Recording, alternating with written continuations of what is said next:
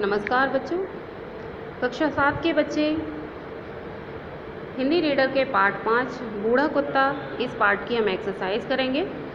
Book exercise में जो grammar part है हमारा, जो व्याकरण पार्ट है, हम उसका रिवीजन करेंगे, क्योंकि पहले हमने लघुत्तरीय प्रश्नों का, दीर्घोत्तरीय प्रश्न, अर्थग्रहण वाले प्रश्न और शब्द अर्थों का रिवीजन कर लिया है।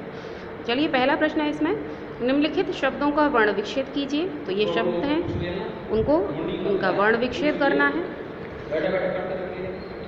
वर्ण विच्छेद में पहला शब्द है करुण, तो इसमें लगाएंगे क प्लस अ प्लस र प्लस अ प्लस ण प्लस अ।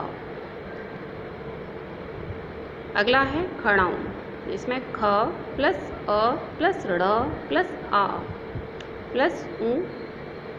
इसके बाद अगला है ग है सुखद, स प्लस उ प्लस ख प्लस अ प्लस द प्लस अ।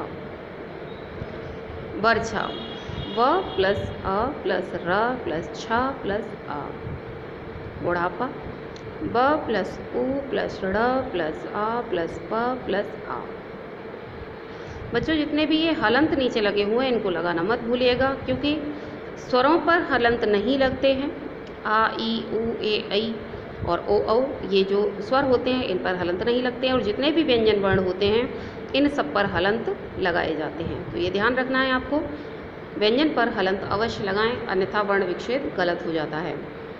अब अगला है प्रश्न, इसमें पाठ से विशेषण शब्द चुनकर लिखिए। इस पाठ में जो विशेषण शब्द आए हैं उनको हमने चुन लिया है। तो विशेषण शब्द हैं करुण, बेचारा, गंदा, अच्छा, मोटा, चिकना, ताज़ा और पिलपिला। ये इसके विशेषण शब्द हैं। एक बार फिर से देख लीजिए, करुण, बेचारा, गंदा, अच्छा, मोटा, चिकना, ताज़ा और पिलपिला। अब प्रश्न नंबर 3।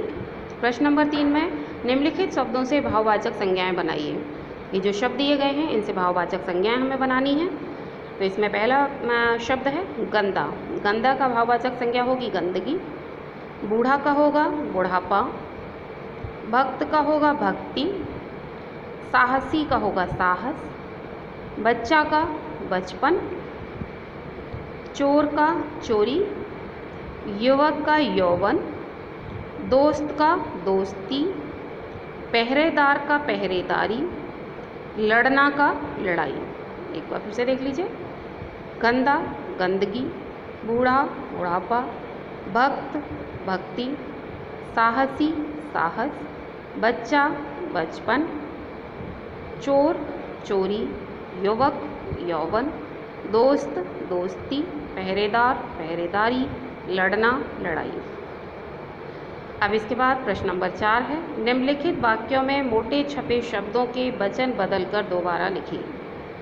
निम्नलिखित वाक्यों में मोटे छपे शब्दों के वचन बदलकर दोबारा लिखिए। तो ये जो डार्क शब्द हो रहे हैं इनके वचन बदल करके हमें वाक्य को दोबारा लिखना है। जैसे पहला है इसमें, चोर ने कई बार कुत्ते पर आक्रमण किया। तो इसका वाक्य होगा, चोर का होगा चोरों। चोरों ने कई बार कुत्ते पर आक्रमण किया। इसके बाद ख वाला है, उसकी करुण आँख आनंद से चमक उठी। तो आँख का होगा बहुवचन आँखें। उसकी करुण आँखें आनंद से चमक उठी। अगला है प्रश्न नंबर ग, देर रात तक गांव की स्त्री आती जाती रही। तो स्त्री का बहुवचन होगा स्त्रियां। देर रात तक गांव की स्त्रियां आती जाती रहीं। इसके बाद घ वाला है, रास्ते में उससे कुत्ता लड़ रहा था। तो कुत्ता का होगा कुत्ते। रास्ते में उससे कुत्ते लड़ रहे थे। प्रश्न नंबर 9 है, मित्र ने कुत्ते को कुचिला खिला देने की सलाह दी। तो मित्र का हो जाएगा मित्रों ने। मित्रों ने कुत्ते को कुचिला खिला देने की सलाह दी। अब आता है प्रश्न नंबर 5, निम्नलिखित मुहावरों के अर्थ लिखिए। जो मुहावरे हैं इनके अर्थ लिखने हैं। इसमें का है, तिल तिल कर मरना, यानी तड़प तड़प कर मरना।